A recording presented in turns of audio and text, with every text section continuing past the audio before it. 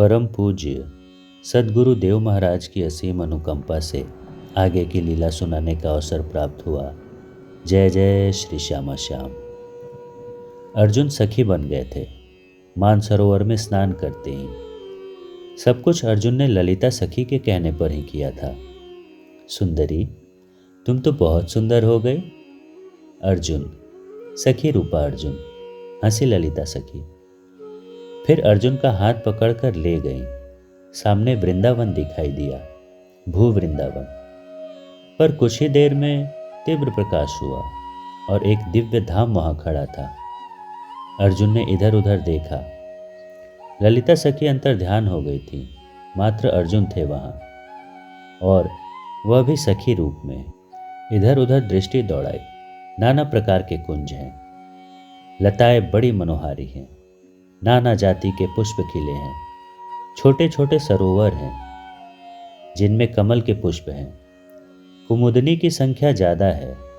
कमल भी जो है वे अभी खिलेंगे नहीं, क्योंकि सूर्योदय नहीं हुआ। सामने यमुना बह रही है। उसके तट पर बालुका, वो तो कपूर के चूर्ण जैसा लगता है। हवा में भी कितनी सुगंध है।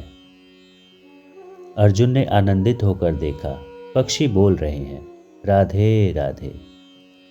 पक्षियों में विशेषकर मोर बोल रहे हैं, राधे राधे।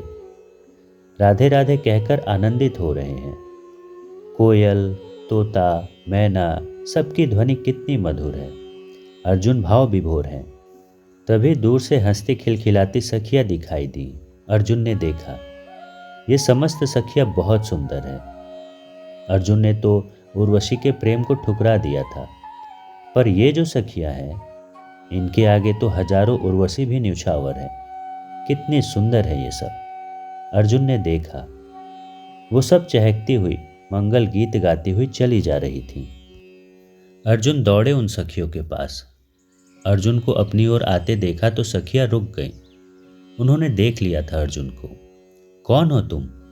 इस दिव्य निकुंज में तो देव आदियों का भी प्रवेश नहीं है। यहाँ तो बड़े बड़े योगींद्र भी प्रवेश नहीं पाते हैं। फिर तुम कैसे आ गई यहाँ? सखियों ने अर्जुन से पूछा था। ललिता सखी की कृपा से मैं यहाँ हूँ, अर्जुन ने उत्तर दिया। पर तुम हो कौन? अपना परिचय तो दो। हमें पता है ललिता सखी जी की कृपा से ही तुम यहाँ हो, पर तुम हो कौन? मैं वासुदेव का मित्र अर्जुन हूँ, अर्जुन ने उत्तर दिया। नारायण के अवतार वासुदेव? तुम उनके सखा हो? एक सखी ने तुरंत पूछ लिया।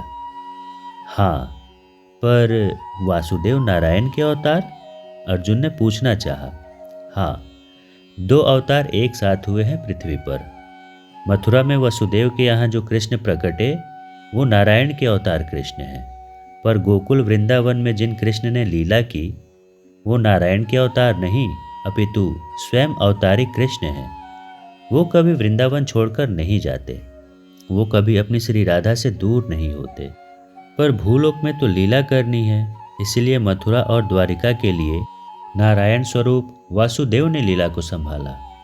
पर निकुंजेश्वर श्री श्याम सुंदर रहस्यमय रूप से वृंदावन में ही व्याप्त रह गए। सखियों से ये रहस्यमय बातें सुनकर अर्जुन चकित हो गए। आपका परिचय? आप लोग कहाँ जा रही हैं? अर्जुन ने हाथ जोड़कर पूछा। युगल वर को उठाने। समय हो गया है मंगला आरती का, तो हम सब वहीं जा रही हैं। क्या तुम भी चलोगी?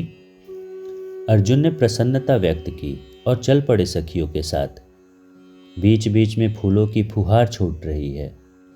मणिमाणिक्य के मार्ग हैं। मार्ग के दोनों ओर कुंजों की शोभा अत्यंत सुंदर है। लाल चटक रंग के फूल खिले हैं।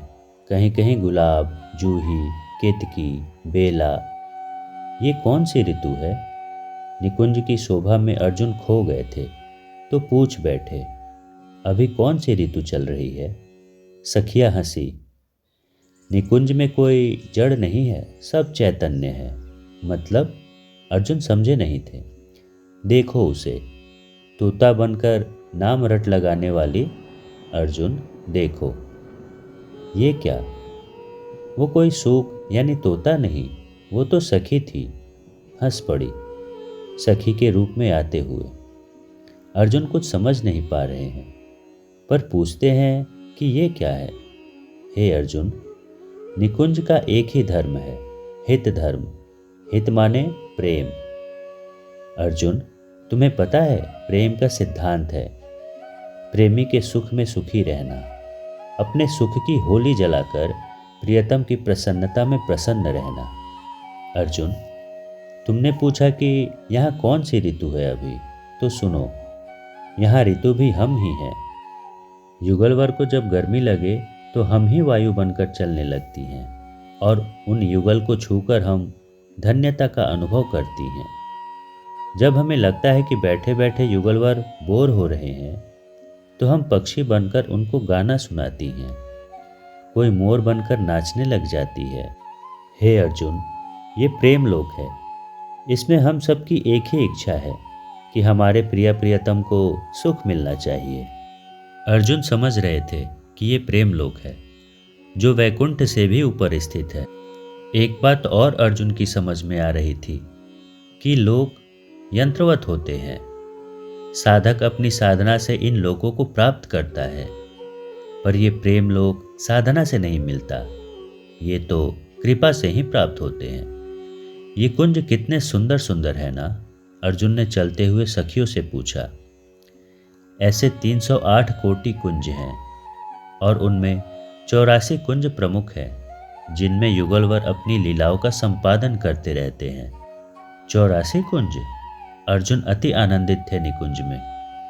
मंगला आरती का समय हो रहा था, इसीलिए सखियां जल्दी जल्दी जा रही थी। हे सखियों, मेरा एक प्रश्न है। सखी भाव से भावित होना क्यों आवश्यक है? मेरे में अब पुरुष भाव आ ही नहीं रहा। मैं पूर्ण सखी भाव से भरा हुआ हूँ, पर इसकी आवश्यकता क्यों? अर्जुन के इस प्रश्न को सुनकर सखिया हंसी और बोली, हे अर्जुन, अब बातें ना बनाओ, शीघ्र चलो, नहीं तो मंगला आरती छूट जाएगी। सखिया तेज चाल से चलने लगी, साथ में अर्जुन भी चल रहे थे।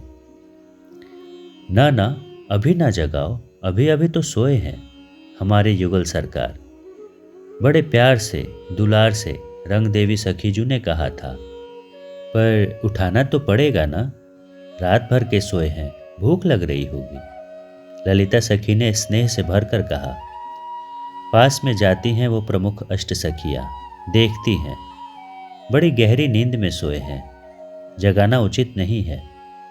रंग देवी जू फिर बोल उठती हैं। कुछ देर रंग देवी और ललिता में बातें हुई।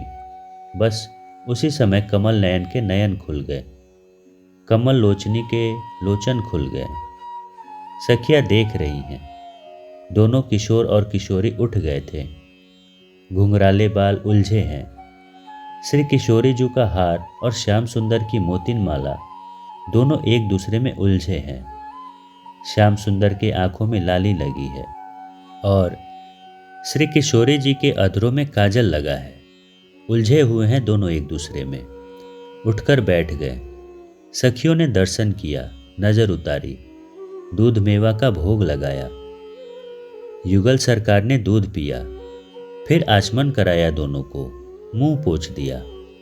अर्जुन सखी, देख रहे हो? देखो, सखियों ने अर्जुन को दिखाया। अब ललिता और रंग देवी ने परस्पर अंगों में चित्रावली करने के लिए युगलवर के हाथों में तुलिका और विलेपन करने के लिए सुगंधित द्रव्य अर्पित करने लगी। तुलिका लेकर श्री जी के अंगों में श्याम सुंदर चित्रावली बनाने लगे और श्री जी श्याम सुंदर के अंगों में चित्रावली बनाने लगी। जब जब कुछ विशेष बनाना होता तब ललिता सखी सहायता करने के लिए आगे रहती ही थी। अर्जुन, सखी भाव के बिना क्या हमारी श्री जी के अंगों में तुम चित्रावली कर सकते हो?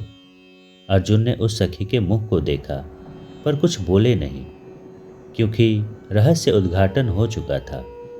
चलो अब मंगला आरती। कितने सुंदर लग रहे हैं दोनों, अलसाई आंखें हैं, मिले हैं रात भर, पर अभी भी लग रहा है कि अच्छे से देखा भी नहीं है एक दूसरे को। ये सनातन प्रेमी है, ये सनातन जोड़ी है, ये सनातन दंपति हैं। तभी आरती शुरू हो गई। सब सखियां आरती गाने लगी। मंगला आरती हो जाने के बाद निकुंज में सखियों ने युगलवर को फिर सुला दिया था और स्वयं दूसरे कुंज में चली गई। यहाँ कितना आनंद है, सर्वत्र रस ही रस है। आसपास पुष्पों की कितनी सुंदर सुंदर क्यारियां हैं। हरी हरी घास कितनी सुंदर लग रही है। ऐसा लग रहा है कि हरा गलीचा ही बिछा दिया है। तभी आकाश से छोटी छोटी बूंदें टपकने लगी, बादल छा गए। अर्जुन ने सखियों से कहा, जल्दी चलो, बादल आ रहे हैं। कुछ नहीं होगा। थोड़ी गर्मी लग रही थी तो बूंदें पड़ने लगी। सखी की बात सुनकर अर्जुन चौंके। क्या मतलब? तुम्हारी कामनाओं से ही सब हो जाएगा? तुम जो चाहोगी वही होगा? हाँ, सखियों ने मंद मुस्कुराते हुए कहा। अर्जुन क्या उत्तर देते। वे पीछे पीछे चलते रहे सखियों के। एक कुंज में आ गई थी सखिया, चंदन घिसने लगी। ये क्या कर रही हो? अर्जुन ने पूछा। देख नहीं रहे अर्जुन, हम चंदन घिस रही हैं, क्योंकि अब युगल सरकार को उठाकर हम स्नान कराएंगी। उनके दिव्य देह में केसर और चंदन लगाएंगी। उपटन से उनके देह को और चमकाएंगी। तुम भी सेवा करो कुछ, लो चंदन घिसो या उपटन तैयार करो। अर्जुन केसर और चंदन घिसने लगे। सारी सखियां बड़े प्रेम से गीत गा रही हैं और स्नान आदि की व्यवस्था भी देख रही थी। अर्जुन, चलो। सब सखियां सुंदर और सुगंधित सामग्रियां लेकर चल पड़ी युगल सरकार के पास। सब सखियों ने जाकर ललिता जी को सामग्रियां सौंप दी। अर्जुन ने स्वयं से घिसे हुए चंदन को ललिता सखी के हाथों में जब दिया, तब ललिता सखी हंसी। अब मधुर ध्वनि में शहनाई बजने लगी थी। सुबह का राग छेड़ दिया था। मधुर मधुर ध्वनि निकुंज में छाने लगी थी। धीरे से नयन खोले, चारों ओर देखने लगे श्याम सुंदर। फिर श्रीजी उठी, श्याम सुंदर को देखा और बड़े प्रेम से अपने हृदय से लगा लिया। कितनी सुंदर झांकी है। दोनों एक दूसरे के बाहों में ऐसे शोभा पा रहे हैं जैसे बादल में बिजली चमक रही हो। आओ इधर। ललिता सखी ने अर्जुन को अपने पास बुलाया। अर्जुन के आनंद का ठिकाना नहीं था। वो उछलते कूदते, अपनी लहंगा संभालते पहुंच ही गए ललिता जी के पास। ये लो पंखा, और धीरे धीरे पंखा करो अर्जुन। अर्जुन ने पंखा लिया और युगल सरकार को पंखा करने लगे। पर ये क्या, जैसे ही पंखा हाथ में लिया अर्जुन ने और पंखा करने लगे, ध्यान गया श्याम सुंदर के कपोल में। लाली लगी थी कपोल में, श्री जी के अधरों की लाली। अर्जुन ने जैसे ही ये देखा, भाव में डूब गए अर्जुन। उनके हाथों से पंखा गिर गया और वो मूर्छित होने लगे। ललिता सखी ने संभाला। अर्जुन, क्या हुआ? पर अर्जुन तो मत में है, उन्हें आनंद आ रहा है। ललिता सखी ने डांटा अर्जुन को। अर्जुन, जो तुम कर रहे हो इस निकुंज में ये गलत है। उठो और अपनी सेवा में ध्यान दो। ललिता सखी ने थोड़ी तेज आवाज में कहा था। अर्जुन संभल गए और सावधान होकर फिर पंखा करने लगे। ललिता सखी ने अर्जुन को समझाया। अर्जुन, निकुंज रस उपासना ये सबसे अलग है। इसमें मात्र अपने युगल वर की प्रसन्नता पर ही हमारा ध्यान रहना चाहिए। अपने आनंद में खोना, अपने आनंद को महत्व देना, ये प्रेम नहीं है। हे अर्जुन, तुम पंखा कर रहे थे, तुमको आनंद आया और तुम उसी आनंद में बहने लगे और सेवा तुमसे छूट गई। उस आनंद के कारण हमारी सेवा छूटी, हमारे प्रियतम से हमारा ध्यान हट गया। तो बेकार है ऐसा आनंद। छोड़ो इस आनंद को। हम आनंद के चलते प्रियतम की सेवा से दूर हो जाए तो ये गलत है ना। अर्जुन को प्रेम का गूढ़ सिद्धांत समझा दिया था ललिता सखी ने। अब चलो स्नान कुंज में, युगल वर को ले चलो सखी। अब स्नान करेंगे दोनों। अर्जुन सावधान है अब, वो केवल ललिता सखी को ही देख रहे हैं। युगल सरकार की जय, लाडली लाल की जय। दोनों युगल वर को लेकर अष्ट सखियां चल पड़ी स्नान कुंज में। वहां स्नान होगा दोनों का। ललिता और विशाखा छत्र लेकर चल रही हैं। चंवर लिया है रंग देवी और सुदेवी सखी ने। बाकी सखियां पीछे पीछे सुंदर गीत गाती हुई चल रही हैं। अभी भी नींद है इन आंखों में। सखी देख तो, अभी भी इनकी नींद पूरी नहीं हुई। ये कहते हुए मुस्कुराती हैं सखियां। अर्जुन देख रहे हैं और चकित हैं। चारों ओर सुंदरता ही बिखरी पड़ी है। संगीत बीच बीच में बज उठते हैं। वीणा, बांसुरी, मृदंग, झांझ और बड़ी मादक ध्वनि है इनकी। कुंजों की शोभा देखते ही बनती है। हाँ, अब जो छोटे छोटे सरोवर थे उनमें कमल खिल उठे थे, पर सूर्योदय होने में तो अभी समय है, अर्जुन सोच रहे हैं। यहाँ के कमल सूर्योदय से नहीं खिलते। यहाँ के कमल तो श्री राधा रानी के मुख चंद्र को देखकर खिल उठते हैं, सखी ने उत्तर दिया था। निकुंज के वृक्ष भी कल्प वृक्ष ही हैं। यहाँ की लताएं चिंतामणि के समान है, अर्जुन विचार करते हैं। पर स्वर्ग के कल्प वृक्ष को मैंने देखा है, मैं भी क्या क्या कहता हूँ। कहाँ स्वर्ग का कल्प वृक्ष और कहाँ ये दिव्य निकुंज का वृक्ष, कोई तुलना ही नहीं है। स्नान कुंज में आए दोनों। एक कुंज है, उसका नाम सखियों ने रखा है स्नान कुंज। बड़ा है कुंज, भीतर सुंदर सुंदर चित्रावली की गई है। 2 हौद है, उसमें जल भरा है, स्वच्छ और निर्मल जल। हाँ, एक हौद में गर्म जल है, दूसरे में शीतल जल। इत्र डाल देती है उन जल में ललिता सखी। जल सुगंधित हो उठता है। उस कुंज के मध्य में एक झीना सा पर्दा डला है, ताकि ये दोनों एक दूसरे को न देख सके। सखियां हंसी, जोर से तालियां बजाकर हंसी। अर्जुन का ध्यान कहीं और था। जब तालियां बजी और सखियां हंसी, तब अर्जुन को लगा क्या हुआ। सखी ने समझाया, इन दोनों को स्नान कराने के लिए हल्का पर्दा जो किया, बस इतने में ही श्याम सुंदर बेचैन हो उठे। पर क्यों? अर्जुन ने पूछा। आह्लादिनी से एक क्षण का वियोग भी कल्पों के समान विरह का दुख दे जाता है हमारे श्याम सुंदर को। ये दोनों मिले हैं, युगों युगों से मिले हैं, पर इन्हें लगता है अभी तो अच्छे से देखा भी नहीं है। अर्जुन आनंदित हो उठे थे निकुंज की इन लीलाओं का दर्शन करते हुए। नीला रंग है श्याम सुंदर के देह का। वस्त्र उतार दिए हैं सखियों ने श्याम सुंदर के। श्याम सुंदर के दल की सखियां हैं विशाखा, सुदेवी, चित्रा, इंदुलेखा, और इन सखियों की भी सखियां हैं वहां। उपटन लगा रही हैं श्याम सुंदर के शरीर में। कितना कोमल है इनका देह सखी, धीरे उपटन लगाओ, नहीं तो कष्ट होगा इनको, ये तो बहुत कोमल है। सखी जल्दी करना, कितनी देर हो गई, अपनी प्रिया को मैंने देखा भी नहीं है।